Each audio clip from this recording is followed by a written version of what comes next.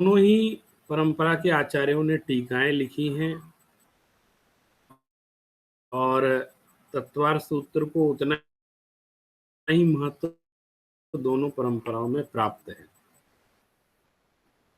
तो मैं अभी अपने इस प्रेजेंटेशन के माध्यम से संक्षेप में अपनी बात कहूँगा, क्योंकि मेरा ये छोटा सा मैंने निबंध भी तैयार किया है, जिसे कई दृष्टियों से मैंने इसमें आप ये समझाने का प्रयास किया है कि आप यद्यपि दोनों परंपराओं में मान्यता बराबर है, लेकिन फिर हमें सावधानी भी रहती है और लाभ भी प्राप्त होता है।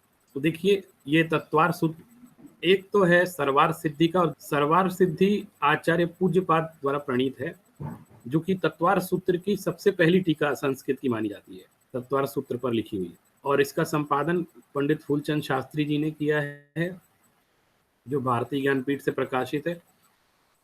दूसरा है तत्वार्थाधिगम सूत्रम, ये वाचक उमा स्वाति प्रणीत ये माना जाता है, और इसमें सोपज्ञ टीका है, और एक सिद्ध सेन गणी की भी संस्कृत टीका है। लेकिन यहाँ जो हमें विशेष बताने का भाव है वो ये कि जो दिगंबर परंपरा का जो मैंने सर्वार सिद्धि कहा है, ये तत्वार सूत्र पर आधारित दिगंबर परंपरा की टीका है, पहली टीका, और ये तत्वार्थाधिगम सूत्रम ये श्वेतांबर परंपरा का पहली टीका मानी जाती है, और इसके जो रचयिता हैं वो स्वयं उमा स्वाति हैं, ऐसा उनकी मान्यता है। लेकिन दिगंबर परंपरा के अनुसार उन्होंने सिर्फ तत्वार सूत्र की रचना की थी, बल्कि इसकी उन्होंने स्वयं टीका नहीं लिखी थी। बाद में लगभग 6ठी शताब्दी में आचार्य पूज्यपाद स्वामी ने इसकी टीका लिखी है। अब हम कुछ जल्दी जल्दी विशेष बातों पर ध्यान दे दें ताकि सीधी सीधी बात समझ में आए। एक तो ये जैन साहित्य का आद्य सूत्र ग्रंथ तो है ही, मैंने पूरे जैन साहित्य में देखें तो सूत्र ग्रंथ इसके पहले लिखे ही नहीं जाते थे। लेकिन संस्कृत जैन साहित्य का भी आद्य ग्रंथ है, इसके पहले कोई भी संस्कृत साहित्य जैन परंपरा में प्राप्त नहीं होता है। संस्कृत का यदि कोई पहला ग्रंथ है तो वो है तत्वार सूत्र। और ये किस पद्धति पर आधारित है? अगर आप दूसरे दर्शनों को देखें तो न्याय दर्शन में न्याय सूत्र बहुत प्रसिद्ध था, वैशेषिक दर्शन में वैशेषिक सूत्र, और मीमांसा दर्शन में जैमिनी सूत्र, और वेदांत दर्शन में वादरायण सूत्र, योग दर्शन में योग सूत्र, माने ये बहुत प्रसिद्ध थे। और मुझे लगता है कि आचार्य उमा स्वामी ने इन्हीं सबको दृष्टिगत रखते हुए उन्होंने जैन दर्शन के एक सूत्र ग्रंथ का प्रणयन किया, जो आगम की तरह स्थान जिसको प्राप्त हुआ है। उन्होंने संपूर्ण जैनागम के सार को समेट करके एक कैप्सूल के रूप में हमको, आप समझ लीजिए, दिया है, और उसकी आप जितनी भी व्याख्या करें कम है। और तत्वार सूत्र पर व्याख्या करना सभी अपना सौभाग्य समझते थे, इसलिए सबसे अधिक व्याख्या तत्वार सूत्र पर हमें प्राप्त भी होती है। और हम सीधे बात पर आते हैं कि दोनों संप्रदाय जो जैन धर्म के मुख्य रूप से हैं, दिगंबर और श्वेतांबर, इनमें एक सी इसकी मान्यता है, एक सा आदर है, और दोनों संप्रदायों के प्रमुख आचार्यों ने इस पर टीका भी लिखी है। और बहुत बड़ी बात, जो न्याय शास्त्र का, जैन न्याय का उद्गम है, वहां उसका भी सूत्र यहीं पर विद्यमान है, प्रमाण न्याय अधिगम। अनेक दार्शनिकों ने इस सूत्र के आधार पर न्याय शास्त्र की रचना की। किसी आचार्य को न्याय पर कुछ लिखना है, कोई बड़ी बात कहनी है, तो भी वो मूल को नहीं छोड़ते हैं, पहले बोल देते हैं उमा स्वामी ने प्रमाण नय अधिगम कहा, और उसमें प्रमाण से और नय से पदार्थ का अधिगम होता है, दो ही उपाय हैं, तो मैं प्रमाण की नय की व्याख्या कर रहा हूं, और प्रमाण शास्त्र का पूरा ग्रंथ प्रणयन उन्होंने कर दिया। एक दृष्टि हम नाम पर भी ध्यान दे देते हैं कि इस सूत्र का नाम जो है तत्वार सूत्र का, इसमें सम्यक दर्शन ज्ञान चारित्राणी मोक्ष मार्ग जो सूत्र है पहला, इसके आधार पर इसको मोक्ष शास्त्र भी कहते हैं। ये कई बार पुराने पुस्तकों में आपको लिखा मिल जाएगा, तत्वार सूत्र अपर नाम मोक्ष शास्त्र। इसी तरह जो मोक्ष मार्ग की बात हो गई, लेकिन जो तत्वार्थ उसमें बताएगा जीवा जीवास्त्र और बन संबंध निजरा मोक्ष तत्व, ये जो तत्व हैं, तत्व का अर्थ ही मोक्ष है। ऐसा तत्व का जो अर्थ है, तत्व का भावार्थ है, वही इस ग्रंथ का प्रतिपाद्य है। इसलिए तत्वार्थ सूत्र यह बात बहुत प्रसिद्ध है। और जो हमारा तत्वार्थ सिद्धांतम सम्यक दर्शनम सूत्र है, इसके आधार पर तत्वार्थ नाम आया है, जो कि वास्तव में मूल नाम माना जाता है। तो अधिकांश टीकाओं में इसी नाम का उल्लेख है। मोक्ष शास्त्र नाम किसी भी टीका में उल्लेख नहीं करते हैं आचार्य। तो जैसे हमने देखा सर्वार सिद्धि और तत्वार्थ वार्तिक, तत्वार्थ श्लोक वार्तिक, इन सब ने तत्वार्थ सूत्र या तत्वार्थ शास्त्र नाम इसका उल्लेख किया है। तो यही इसका मूल नाम है। और इसी प्रकार श्वेतांबर संप्रदाय में भी यही नाम से, इसी नाम से विख्यात है। इस सूत्र में जो सूत्र पाठ प्रचलित हैं श्वेतांबर संप्रदाय में, उस पर एक भाष्य है जिसे सोपज्ञ भाष्य कहा जाता है। और उस भाष्य के आरंभिक श्लोकों में और प्रशस्ति में तत्वार्थाधिगम नाम दिया हुआ है, जो कि उमा स्वाति, वाचक उमा स्वाति ने इस ग्रंथ को लिखा था, तत्वार्थाधिगम भाष्य। तो ग्रंथ का नाम भी तत्वार्थाधिगम सूत्र श्वेतांबरों में यह भी नाम प्रसिद्ध है। थोड़ा सा इसके कर्ता का भी डिस्कशन कर लेते हैं, क्योंकि इसमें श्वेतांबर दिगंबर में मतभेद है। अब एक संक्षेप में मैं बताता हूं। अगर श्वेतांबर संप्रदाय में आचार्य उमा स्वामी का नाम लिया जाता है तो उसको वाचक उमा स्वाति बोलते हैं, स्वामी की जगह स्वाति बोलते हैं। और दिगंबर परंपरा में नाम लिया जाता है तो स्वामी बोलते हैं, उमा स्वामी। और गिद्धपिच्छ उनकी उपाधि थी, गिद्धपिच्छ भी बोलते हैं। तो ये मुख्य रूप से दो अंतर हमको दिखलाई देते हैं दिगंबर और श्वेतांबर में। उनकी प्रतियों में भी, ये शास्त्र की प्रतियों में भी अंतर मैंने यहाँ उल्लेख किया है, इस तरह का दिखाई देता है। लेकिन एक आश्चर्य ये भी है कि तत्वार सूत्र के कर्ता गिद्धपिच्छ, ये जो प्रसिद्ध है, गिद्धपिच्छ की परंपरा ज्यादा समीचीन और प्राचीन दिखलाई दे रही है। आचार्यों ने, जो हमारे अनुसंधान करता है, मुख्य रूप से मैं पंडित फूलचंद जी सिद्धांत शास्त्री जी ने तत्वार सूत्र पर एक अच्छी भूमिका लिखी है, उमा और पंडित कैलाश चंद शास्त्री जी ने। और एक तत्वार सूत्र प्रसिद्ध है जो श्वेतांबर परंपरा का है, उसमें सुखलाल संघवी जी ने जो हिंदी व्याख्या की है। इन सब की भूमिकाओं में, सर्वार सिद्धि की भूमिका में, वहीं से हमने सारे तथ्य यहाँ पर एकत्रित किए हैं आपको बताने के लिए संक्षेप में। तो उन सब में ये इस तरह की चर्चा आती है कि तत्वार श्लोक वार्तिक धवला जय धवला में गिद्धपिच्छाचार्य नाम दिया, उमा स्वामी भी नाम नहीं दिया है।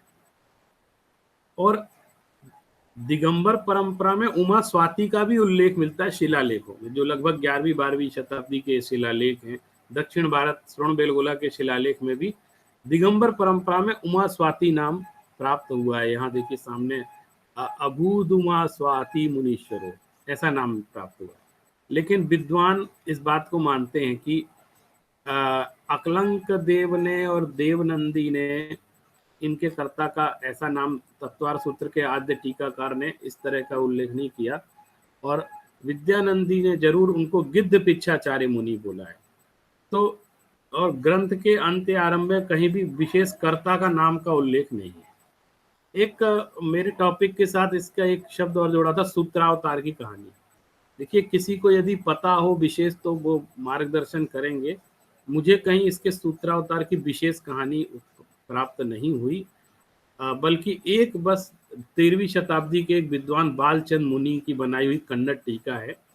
उन्होंने उमा स्वाति नाम भी दिया है और गिद्धपिच्छाचार्य भी उसके साथ जोड़ दिया। तो इससे पता चलता है कि गिद्धपिच्छाचार्य उमा स्वाति का ही एक दूसरा नाम था या उनका विशेषण था। तत्वार सूत्र की उत्पत्ति के लिए उन्होंने एक कहानी छोटी सी दी है कि सौराष्ट्र देश के मध्य उर्जंतगिरी के निकट गिरी नामक के पत्तन में आसन्न भव्य स्वहितार्थी द्विज कुलोत्पन्न श्वेतांबर भक्त सिद्धय नाम का एक विद्वान श्वेतांबर शास्त्रों को जानने वाला था। उसने एक पटिये पे लिखा, दर्शन ज्ञान चारित्राणी मोक्ष मार्ग, ऐसे एक पटिये पे लिख के सूत्र बनाया पहली बार। तो एक दिन चर्या के लिए दिगंबर मुनि गिद्धपिच्छाचार्य उमा स्वाति वहां पहुंच गए और उन्होंने उस सूत्र को देखा। तो उन्होंने उसके पहले सम्यक पद जोड़ दिया कि सम्यक दर्शन होना चाहिए, सिर्फ दर्शन नहीं, सम्यक दर्शन ज्ञान चारित्राणी मोक्ष मार्ग। और जब वो वहां से लौटे, वो जो श्वेतांबर भक्त सिद्धय नाम के विद्वान थे, तो वो लौटे तो उन्होंने पटिये पे सम्यक देखा। तो अपनी माता से पूछा कौन से मुनिराज यहाँ आए थे समाचार, तो वो उन मुनिराज के पास चले गए और उन मुनिराज से कहा कि आत्मा का हित किस चीज में है, मुझे आप बताइए। ऐसे प्रश्नोत्तर करके बहुत सारी बातें कही और यही चर्चा, ये प्रश्नोत्तर, अब जब सरवार सिद्धि की टीका पढ़ते हैं शुरू में, तो उस टीका में ही ये बात आती है कि मुझे आत्मा का हित क्या है ये बताइए, तो फिर वो बताते हैं। यहीं से एक बड़ा सुंदर संवाद संस्कृत में दिया हुआ है, उसको आप अलग से पढ़ेंगे तो बहुत आनंद आएगा। और उस दृष्टि से प्रश्नोत्तर है। तो ये चर्चा देखिए कहाँ से जुड़ी हुई है। और प्रभाचंद्राचार्य ने भी इस तरह का उल्लेख किया है कि एक भव्य था जो आता है मुनिराज से प्रश्न पूछता, उसका नाम सिद्धय था, ऐसा। लेकिन पूरी कहानी उन्होंने नहीं दी। तो इस कहानी और कथा का कोई विशेष आधार हमको प्राप्त नहीं होता है उस कन्नड़ टीका के अलावा, लेकिन उससे इतना पता चलता है कि उमा स्वाति ही गिद्ध पिछाचार्य हैं, ऐसा कर्ता बतलाने से पता चलता है। तो उसका एक निष्कर्ष भी मैंने यहाँ पर दे दिया है कि उमा स्वाति के भाष्य का प्रचलन होने के कारण बाद में गिद्ध पिछाचार्य के साथ उमा स्वाति नाम जुड़ गया। और फूलचंद जी, कैलाश चंद जी का ये मत है कि उमा स्वाति, उमा स्वामी, ये नाम भी बहुत पहले से नहीं था, गिद्ध पिछाचार्य ही नाम था, ऐसा ये मानते हैं। अब देखिए एक नजर हम इस पर डाल देते हैं कि सूत्र ग्रंथ में 2 सूत्र पाठ उपलब्ध है, एक दिगंबर और एक श्वेतांबर। तो ये स्पष्ट मान लीजिए कि दिगंबर सूत्रों की संख्या ज्यादा है, श्वेतांबर सूत्रों पाठकों की संख्या कम है।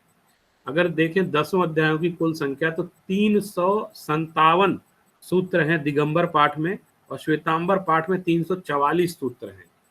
और अगर आप मोटा मोटा देखें तो मैं ये सारणी भी सामने दिख रही है, जैसे पहले अध्याय में 33 सूत्र दिगंबर के हैं तो 35 सूत्र श्वेतांबर के, दूसरे में 53 सूत्र हैं दिगंबर में, श्वेतांबर में 52 है, तीसरे में 30 सूत्र हैं, दूसरे में 18, इतने कम है।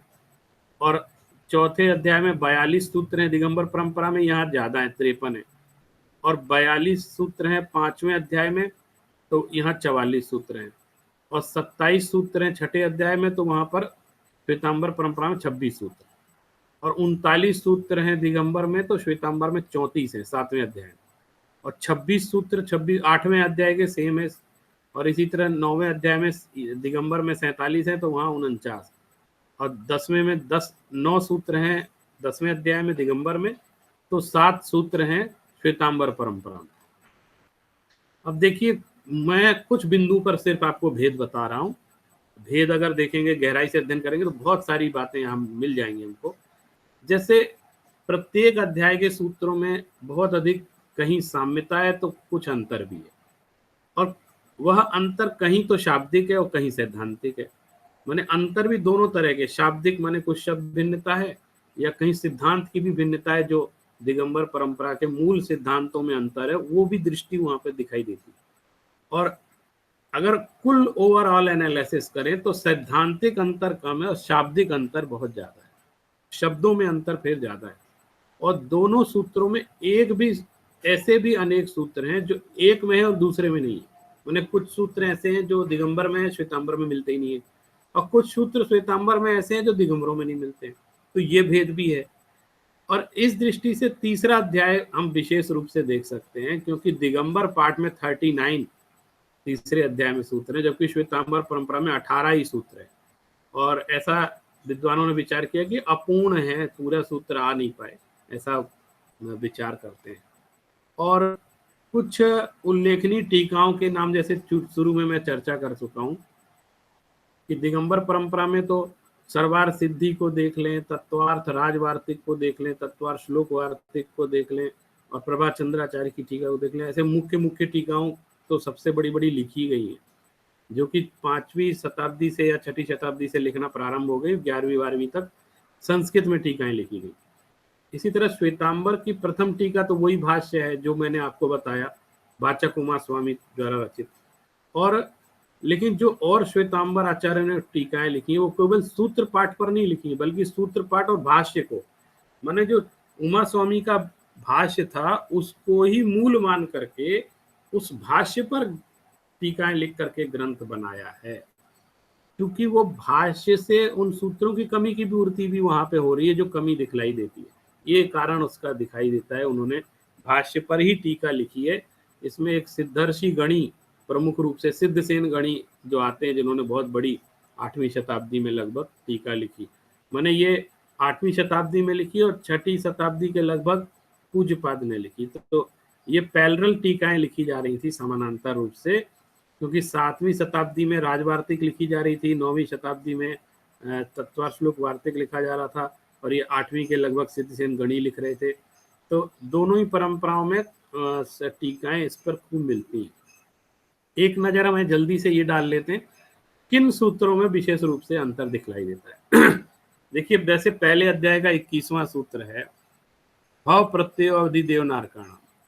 श्वेतांबर परंपरा में वो 22वां सूत्र है, और पहले अध्याय में वहां लिखा भव प्रत्ययो नारक देवानाम, नरक गलत लिख दिया है, नारक देवा नाम है।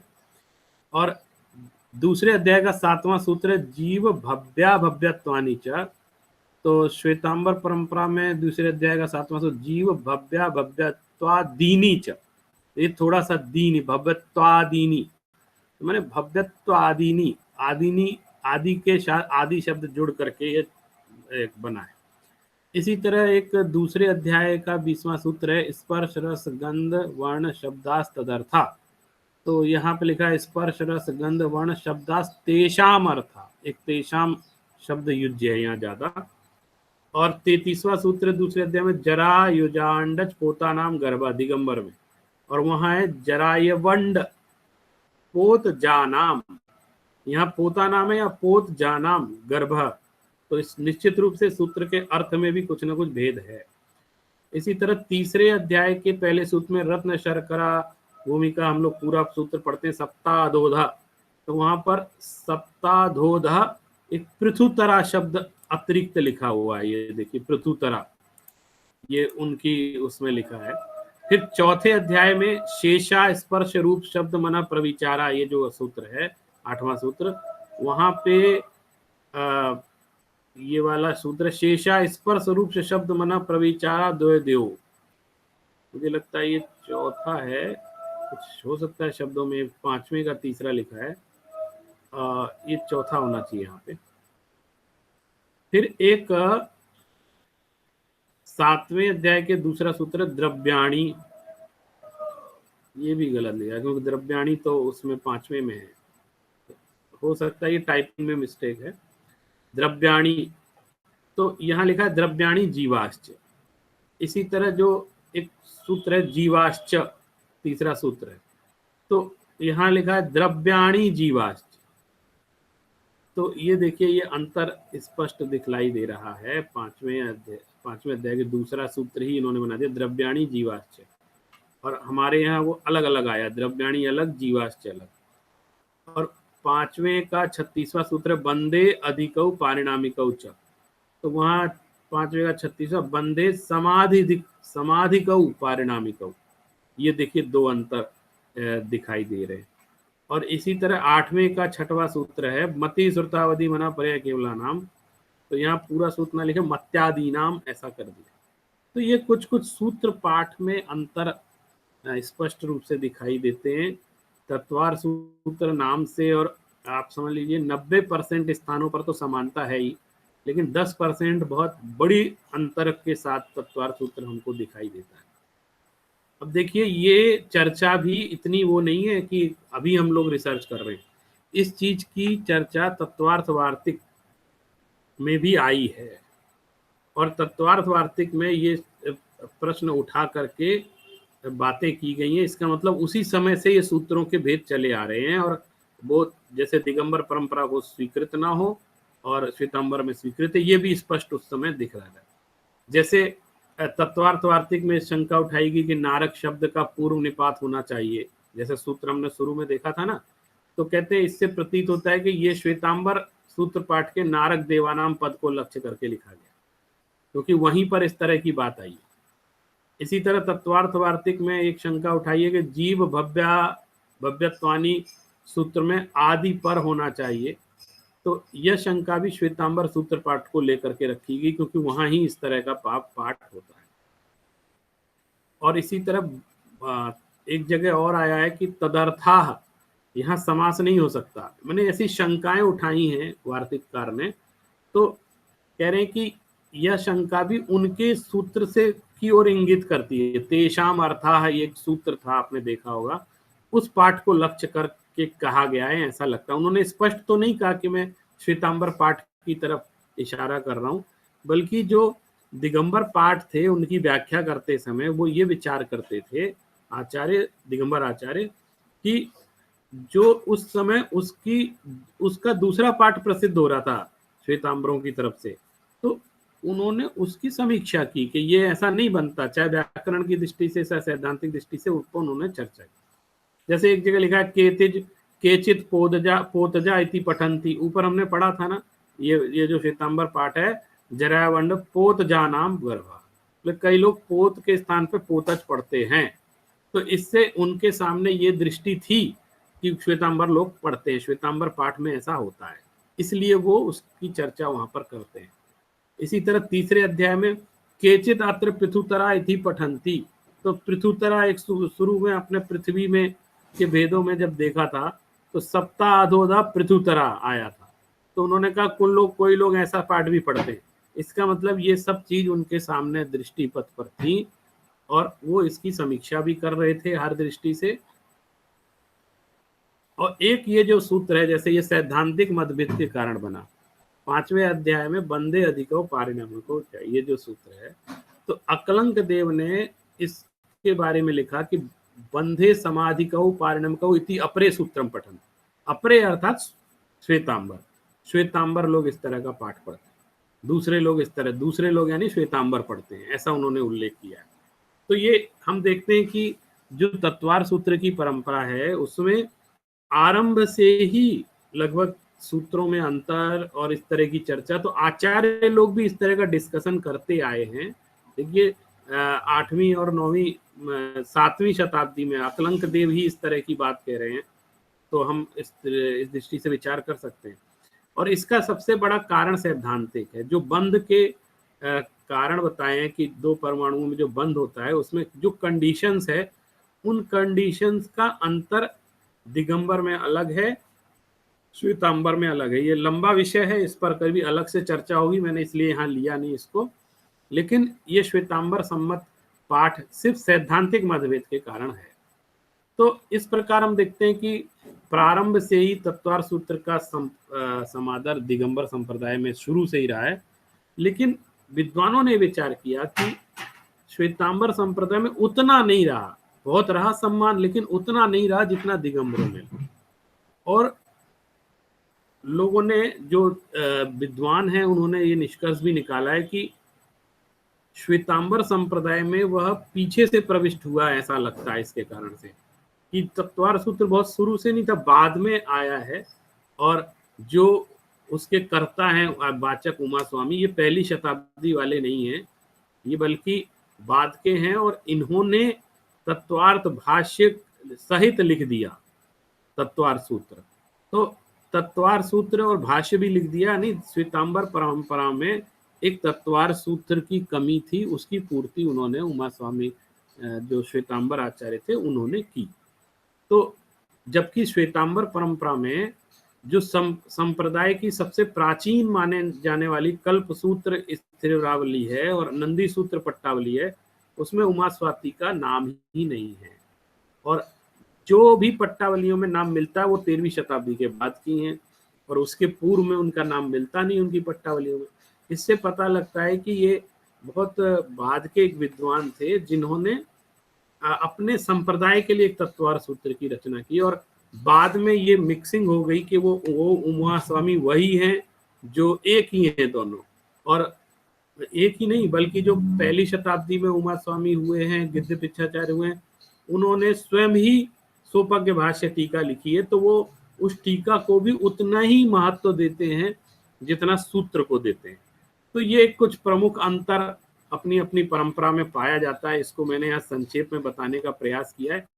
आप सभी बहुत तत्वार सूत्र पर गंभीर अध्ययन कर रहे हैं, इसके लिए आप सभी को बहुत बहुत मैं आपका अभिनंदन करता हूँ, और मैं चाहता हूँ कि आगे भी ये श्रृंखला चलती रहे। हमारे जो नीरज जी हैं और भी उनके साथी, उनकी पूरी इंटायर टीम इस तरह के कार्यक्रम आयोजित करती रहती है, वास्तव में बहुत अनुकरणीय और अभिनंदनीय है।